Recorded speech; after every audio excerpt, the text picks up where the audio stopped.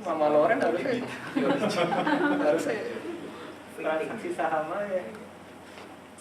Buy low, sell high. Nah, untuk bisa menganalisis, memperkirakan bahwa saham tersebut cukup rendah untuk dibeli atau saham tersebut cukup tinggi untuk dijual, itu kita pakai analisis teknikal dan fundamental ini. Fungsinya adalah menentukan market timing, kapan kita harus beli saham, kapan kita harus jual saham kalau kita punya sahamnya. Kemudian memilih saham, kalau tadi di satu industri transportasi kita punya Garuda, kita ada Lion Air, saham mana sih yang harusnya kita pilih? Nah, itu pakai analisis fundamental. Ketiga adalah menentukan bahwa apakah harga saham tersebut murah atau underpriced atau saham tersebut mahal. Jadi kita bisa mengambil keputusan investasi kita. Nah, di sini analisis teknikal biasanya mereka pakai grafik, pakai chart, gambar-gambar gitu.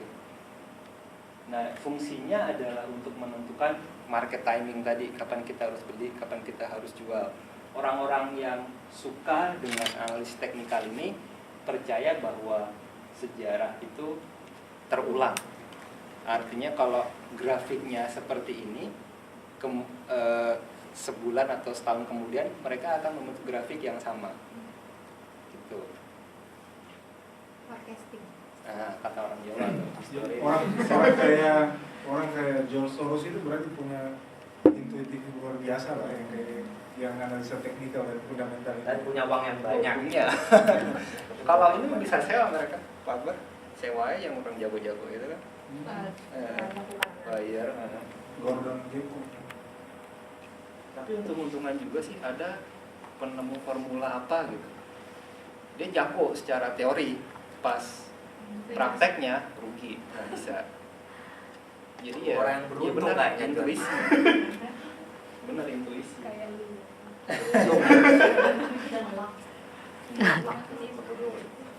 Oke, lanjut. Nah, ini adalah contoh pergerakan saham Telkom.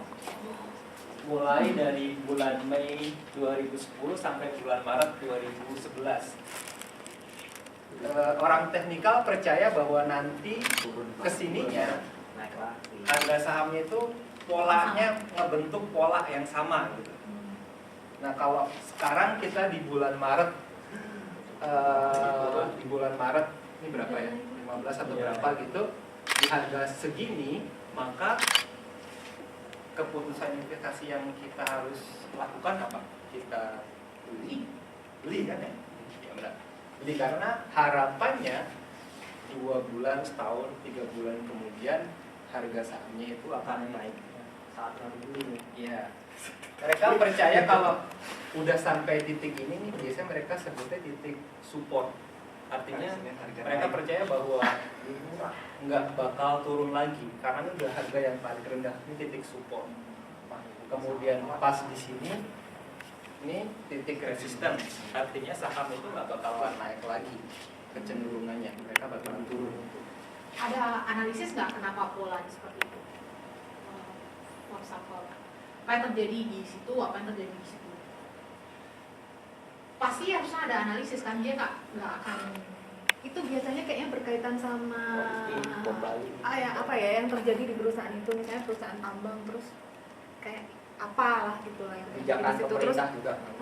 gitu. Itu udah gabungan kan nih, dia gabungin analisis teknikal sama fundamental. Sekarang fundamental ini gimana sih? Secara logisnya ini kenapa kok bisa begini gitu. Ya karena itu kan kontradik sama history repeat itself. Iya. Ya kan? Jadi kita nggak harus pakai analisis teknikal doang, fundamental doang, kita harus juga kayaknya gabungin. Politik. Iya. Sholat yang malam aja. Munajat. Munajat bahasa apa itu? Bahasa percaya itu nggak ada Satu negatif sampai negatif. munajat. Sejauh ini sih belum pernah negatif. Paling 150 tuh ada, 150 rupiah, 200 gitu kayaknya agak sama yang cere-cere gitu. Nah, harganya segitu tuh 300 350. Murah Pak itu Pak. Jangan dibeli lah yang gitu. Nggak jelas. Jelas banget bunyinya pokoknya. Oke, ini dapat ya konsepnya bahwa dengan technical analysis ini kita bisa menentukan saat yang tepat kita masuk ke pasar, kita beli saham, dan saat yang tepat kalau kita punya saham ya kita menjual saham tersebut. Kalau pada bulan Maret ini nggak mungkin lah kita menjual sahamnya, saham Telkom kalau kita punya saham Telkomnya itu. Oke, lanjut. Ini analisis fundamental. Ini menganalisis harga berdasarkan laporan keuangan.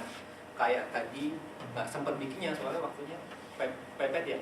Kita bisa bandingkan kinerja keuangan perusahaan, misalnya kayak tadi Garuda sama Lion Air, berdasarkan laporan data yang ada di laporan keuangan. Misalnya si Garuda ini untungnya berapa sih? Si Lion ini menghasilkan untung berapa? Biasanya mereka bikin tren gitu per 5 tahun. Kita dilihat grafiknya, dilihat grafiknya terus ditentukan secara profit ini lebih menguntungkan siapa. Nah, biasanya orang-orang akademisi ini percaya, mereka pakai analisis fundamental. Terus kita juga bisa membandingkan utangnya. Utangnya lebih banyakkan yang mana nih antara Garuda sama Lion gitu.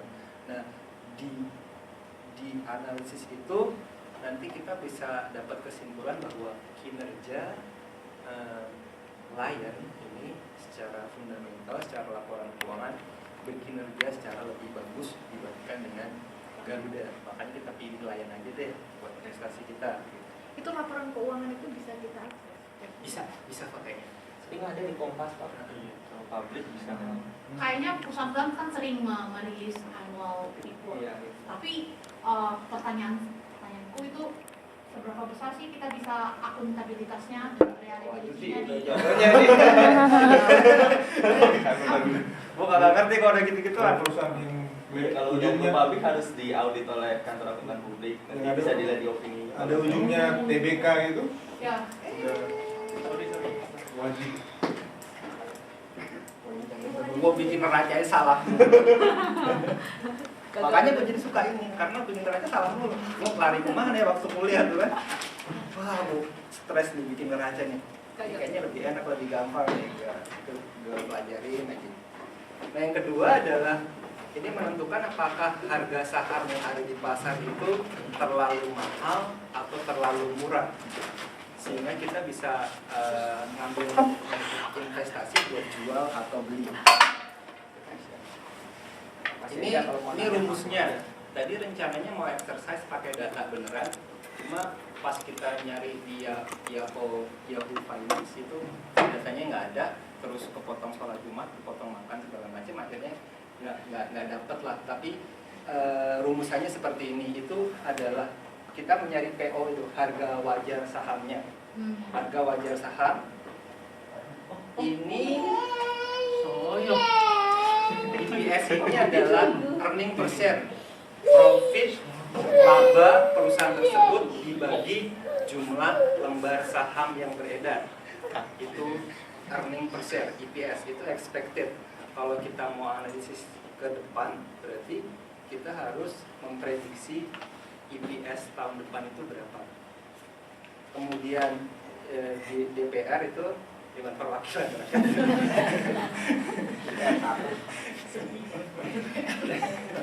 Dividen payout ratio, berapa porsi dari laba yang akan dibagikan untuk dividen.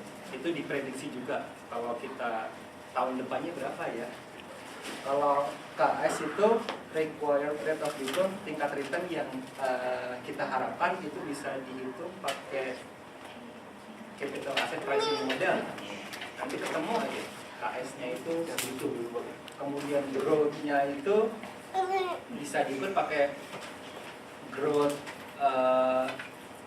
apa sih kalau di profitnya berapa growth-nya, kalau nggak terus berapa banyak jual produknya itu apa sih namanya? Penjualannya berapa? Penjualannya berapa? Nah, itu bisa dapat growth-nya. Konsepnya seperti itu. Tapi ini